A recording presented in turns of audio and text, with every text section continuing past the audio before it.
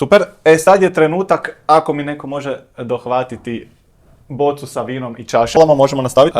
Onaj dio koji nisam dotaknuo, recimo zanima me iz perspektive korporacija, recimo compliance, to je bio ovaj dio toga.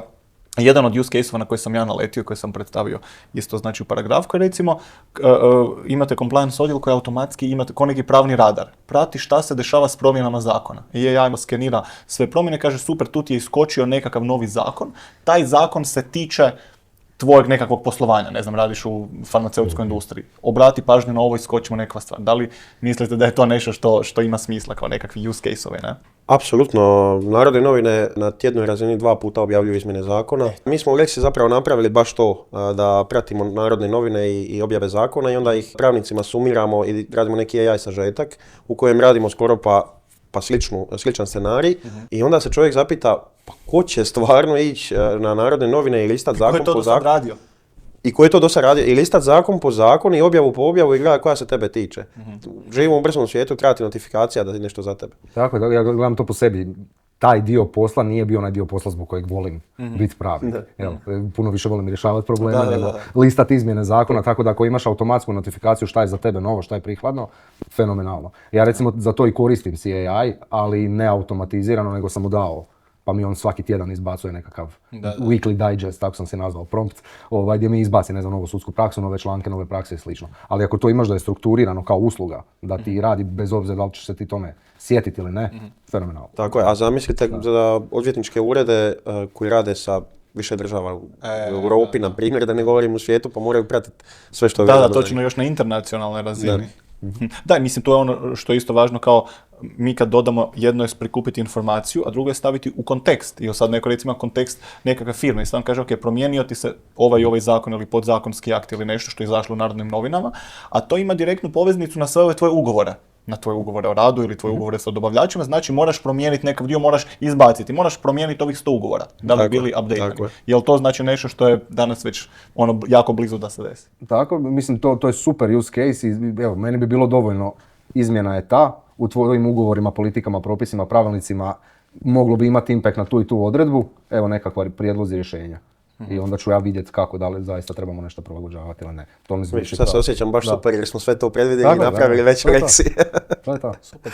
Čini mi se da je u početku, prije 3 godine prirodno, bio velik problem halucinacija. To su poznati use case u Americi, dođe odvjetnik, obrani se na sudu, stavi nekakve referencira se na case i onda ispadne da ih je ovo izmislio. Ne? Koliko mislite da je sada to problem i koliki smo napredak vidjeli u zadnjih 2 godine? Ja ću komentirati ove velike globalne alate koje koristiš, ne znam, možda nekakvu pro licenciju ili slično. Tu je problem da on meni doslovno izmisli praksu i dalje je prisutan, možda manje, ali dalje je prisutan, ali puno veći su one tihe halucinacije, gdje on meni zaista u prijedlogu odredbe ubaci unutra nešto što on smatra da je dobro. I onda kad ja to pročitam, se zapitam šta je ovo uopće i onda kad pročitam vidim da je loše. Aha. I često mi ode u totalnom krivom smjeru rasprava, pa se uhvatim da razgovaram sa nekakvim LLM-om, što je suludo, tako da tu treba biti jako oprezan. To je najveća opasnost za pravnu profesiju. Dakle, koliko će ti on dati baš konkretno i finalno rješenje, tu sam skeptik, evo, još uvijek. Jako zanimljivo iskustvo i super mi je ovaj dio sa kao ove tihe halucinacije. Moje nekakvo iskustvo je da on to danas značajno bolje radi nego prije. I naročito ako mi je posložen sustav gdje onda nekav agent provjerava drugog agenta i kaže, gle, pogledaj mi dokument i daj mi link na taj dokument. Znači, pusti ti šta ste, nego ti klikneš pa ti pogledaš taj dokument i točno tekst. Znači, ja mislim da je taj dio halucinacija praktički riješen u velikoj mjeri direktnog povezivanja. Za ovaj drugi dio to ne znam, ali čini mi se da se značajan napredak dešava. Napredak, da. Ajmo reći, ostaću suzdržan za to pitanje, zato što taj dio iskreno ovisi o inputu. Jer ako ću ja njemu savršeno dati, trebam ugovornu odredbu koja će postići to, on će ju napraviti dobro. Ali onda u pitanje koliko ja mu mogu dobro zadati podatke i slično. Tako da uvijek onaj dio provjere, zbog toga human in the loop, uvijek treba preispitati ono rješenje koje ti on nudi. I ono će biti možda generalno dobro, daće ideje za nešto drugo. Ali možda u tom konkretnoj situaciji neće biti primjenjivo i treba jednostavno pročistiti. Ja bi to usporedio sa i tech svijetom, developerima koji isto susreću se s halucinacijama kojih je sve manje. I svakim danom ih je sve manje i za očekivati je da će nestati. Ali moraš reviewati kod.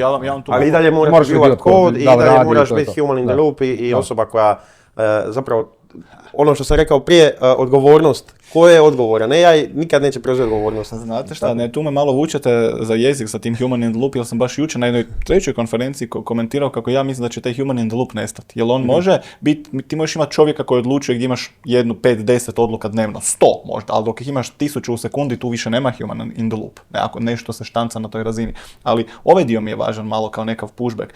Koliko su zapravo svi postojeći alati dovoljno napredni? Jer oni su stari, a mi imamo unapređenja značajno tehnologije unazad 6 mjeseci i sad ono što se dešava i što gledamo u drugim segmentima, neko kaže, gle, pa naravno da im ne radi, zato što ne znaju dovoljno dobro postaviti sustav, jer niste dovoljno dobro posložili arhitekturu, niste posložili cijeli kontekst i sve ostale parametre unutra da vam izvuče maksimum. Zato vam ne radi, a ne zato što umjetna inteligencija, neki njen sustav nije dobar. Pa, prema Gartner institutu, manje od 25% pravnih odjela i ureda je spremno uopće za digitalizaciju, a da ne govorimo za AI. Dakle, ja govorim konkretno o vama, Visage Technologies, razumiješ, tvoja firma. Znači, da li vi vidite, znaš kao, ja svačamo vidio nisam s nečim zadovoljan, ali onda mislim da li sam ja napravio sve.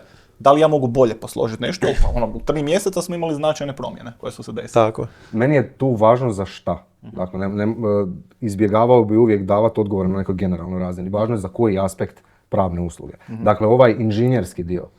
Jer kako inženjeri gledaju na pravo? Dobro, isto je malo generaliziranje, ali kod, ako je dobar, ima dobar output i predvidivi outcome. To se lakše se vidi. Tako je. Da. Kod prava stvari ne funkcioniraju tako. Dakle, da li ću ja, ako dobro posložim procese, imati sposobnost da generiram veću količinu template-a ugovora, brže obradim ugovore i slično? Da.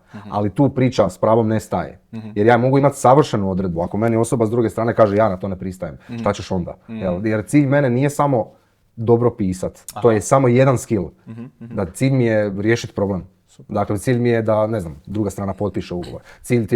Uzmimo u obzir da postoji veliki broj industrija, odnosno aspekata pravne industrije koje ni ne pokrivamo ovdje. Šta ako imamo, ne znam, kazneno pravo, ako imamo nekog ko komunicira sa nadležnim tijelima, ti tu i dalje plaćaš osobu. E sad, AI će njemu možda pomoći da sastavi dobar podnesak, ali dalje je odvjetnik taj koji mora otići na sud, koji mora poznavati suca, koji se mora postaviti, koji mora znati izvršiti pritisak na drugu stranu da ona popusti da on dobije. Znači, još uvijek ljudska komunikacija ostaje jedan važan dio. Ona je ključni dio pravne industrije. A ovo je aspekt rada u kojem AI ima mogućnost poboljšati ovaj ključni. Ja to tako gledam. I nikad neće ni nestati ljudska komponenta. AI nikad neće ići na sud sa klijentom, tješiti ga zato što se on razvodi od žene ili slično. Ljudska komponenta ostaje i dalje jako bitna, AI u neku ruku će služiti samo kao alat, iako kao puno jači efekt, poput, ne znam, kad je struja došla u tvornice, mijenja se sve, mijenja se način rada, brzina rada, vrijeme isporuke, kvaliteta rada sama. Da sam pričao sa različitim strukama i svaka od njih vjeruje da AI neće zamijeniti upravo tu struku, ali ostali oko njih nisu sigurni, tako da to je isto zanimljivo. A možda da se vratimo na još ovaj dio use case-ova. Ili imate još neki use case koji vam je pao na pamet da vam je jako zanimljiv, ili možda to ćemo u drugom dijelu, ću vam ponovno postaviti neki koji predviđate u budućnosti da je zanimljiv. Use case koji je meni se čini kao dobar je te mogućnost formiranja projekata sad unutar alata, pa ti njemu zadaš materiju, Dobro. u library ubaciš. Šta to u pravnom kontekstu znači? Ubaciš uredbu koja ti treba, ubaciš sudsku praksu, možeš čak i napraviti, pa ne znam, preko API-a se povezati na nekakvu dobru bazu podataka i ti njemu daješ poprilično širok kontekst pozadine i onda znaš šta želiš postići. Recimo, želiš regulirati nešto i onda ti on stvara prijedlog koji je stvarno jako precizan. Jesi probao napraviti regulativu za nešto na taj način? Ma, radim ja svašta sad. Ja se jako puno igram i čak se igram i sa vibe codingom, pa sam napravio AI sebe. Ali za sad to nije ništa. Second brain i to. Tako i igram se ja s njim manje više. Tu ima jako velik potencijal, ali upravo za ono što kažem, te nekakve repetitivne djelatnosti, repetitivni načini rada. I u tom dijelu mislim da sama produciranje kvalitetnog sadržaja neće više biti toliko značajan skill, jer će biti dostupan. Ideje i, kažem, onaj ključni dio, a to je ta tvoja sposobnost da ti to provedeš u djelo. Jer, kažem, ja mogu imati savršenu politiku, ali ako se nje niko ne pridržava... Ja bih rekao da je još jedna dobra ideja analiza predmeta nekog ureda, iz kojeg AI može shvatiti koji sudac je radio na kojem predmetu i onda ljudima, odvjetnicima predložiti, riječ o sucu Mati, on ti obično ima drugačiji osjećaj za ovakve slučajeve. Iz njegovih 50 predmeta vidimo da je 42 prošli s takvim ishodom. Možeš nastupiti na taj način, idi tim smjerom. Mi imamo već sada u raznim industrijama, pogotovo u HR industriji, analizu osobnosti, profila zaposlenika, ljudi koji se prijavljuju na posao. Mislim da će se to početi primjenjivati ovdje. Tu treba biti i sa regulatorne strane vrlo oprezan, jer određeni use case-ovi mogu prelaziti nekakve granice koje EU regulativa ne dozvoljava. Ali neko će moći uzeti te podatke od negdje ih povući i jednostavno zaključiti nešto o tome.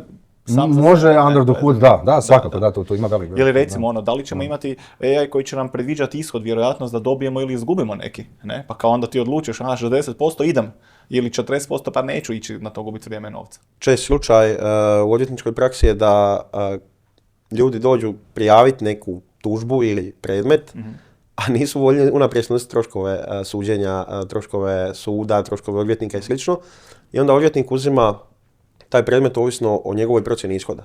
Da, i naplatit će se od... I onda će se naplatiti naknadno od nekog postotka ili slično i to se već sad mahom radi i to će se raditi u buduće, ali će se odvjetniku olakšati ta komponenta. Kako predvidjeti ishod ako uspješ identificirati sličnu situaciju ko svoju i ako uspješ locirati, 10, 15, 20 presuda Vrhovnog suda u kojem je on presudio na isti način. To je poprilično solidno, samo kažem, uvijek moramo na tim slojevima podataka paziti, ali je solidno jaka. Ili recimo, kao neko razmišlja o razvodu i onda napravi nekakav scenarij, da li mi razvod, koje su posljedice, koliko ću dobiti, šta neću dobiti, napraviti nekakvu strategiju. Znači već, da li u sljedećoj nekakvoj instanci za par godina ćemo imati sustave koji će vam točno to reći. U razvodu ovo možete dobiti, ovo možete tražiti, zauzmite ovu strategiju, pregovaračko, na primjer. To je sve moguće i tu je stvari tržišta i regulacija. Recimo, znam da u Americi već postoje platforme koje se bave tim civilnim pravom, gdje ti zaista možeš sebi cijeli case pripremiti sve sam preko platforme. U određenim sustavima je strože regulirano tko smije zastupati pred sudom. I ako je odvjetništvo ustavom zaštićena kategorija, tu moramo jako paziti tko smije nešto raditi i da li bi netko mogao ući u domenu nadripisarstva. Ali što se tiče pomoći, nekakve pripreme, prethodnog ispitivanja sa neobvezujućim mišljenjima i olakšavanja rada odvjetnicima samima, u tom dijelu vidim ovo. Da na sudu ne mora nastupati samo odvjetnik, licencirani, nego možda nekakav sustav koji je dobio neki certifikat, na primjer. Pa u ovom dobu, u sljedećih 10 godina ili možda i manje, pravo bi moglo, odnosno pravna struka bi mogla doživjeti veći napredak nego u zadnjih 100 godina možda. To je potvrdio i McKinsey prije 2 godine istraživanjem nekim kojim je najavio nešto takvo, a najviše baš zbog digitalne transformacije i AI-a, odnosno napredaka u umjetnoj inteligenciji. To će biti jako zanimljivo za pratiti. Ja tu moram, naravno, braniti svoju struku, ali vjerujem da, ali mislim da možda u tom nekom dijelu, možda očekujemo previše, zato što treba uzeti u obzir da pravo nije nešto što je nastalo danas, jučer, pa da je to nešto podložno promjenama. Ono se razvija već 2-3 tisuće godina. I za svaki institut, za svaku akciju postoji debela praksa zašto se radi upravo na taj način. Impact, tehnološki, brzina, revolucija u pravu je bilo uvođenje računala. Meni je moj prvi šef koji je radio u još ono doba kad su se podnesci pisali na tiskarskom na old school način, tad je bio otpor među odvjetnicima prema prvim uredima koji su uveli računala, kako sad računala. I tad je recimo brzo tipkanje i precizno tipkanje bio važan skill. Danas je taj skill potpuno nebitan. Danas je zanimljivo kako smo došli. Skill koji je važan brzo tipkanje, skill koji je važan postavljanje dobrog prompta i razumijevanje poznavanja tehnologije. Tako je, znači skillovi će se mijenjati. Recimo research, glavni, odraditi dobar pravni research je bio težak zadatak i morao si imati metodologiju način kako to radiš. Danas, po meni, to je prvi skill koji dolazi na veliki test. Da li je on nužan da bi jednog dana formirao partnera u odvjetničkom uredu? Ili će to nešto postati što je usputno? Ne treba mi to, imam AI, on će to sve odraditi za mene. Tako da ima tu još puno toga što se treba preispitati. Dečki, puno vam hvala. Zahvaljujem se i vinari Danubio što nam je osiguralo piće da još malo popričamo u ovome drugom dijelu i naravno Telemahu i Marti HR-u kao generalnim sponzorima. Ovdje ćemo završiti onda ovaj drugi AI second point dio, ali mi svakako nastavljamo razgovarati o ovim temama, promatrati koji se svi proizvodi se pojavljuju i kako napreduju. Tako da hvala još jednom. Hvala na pozivu.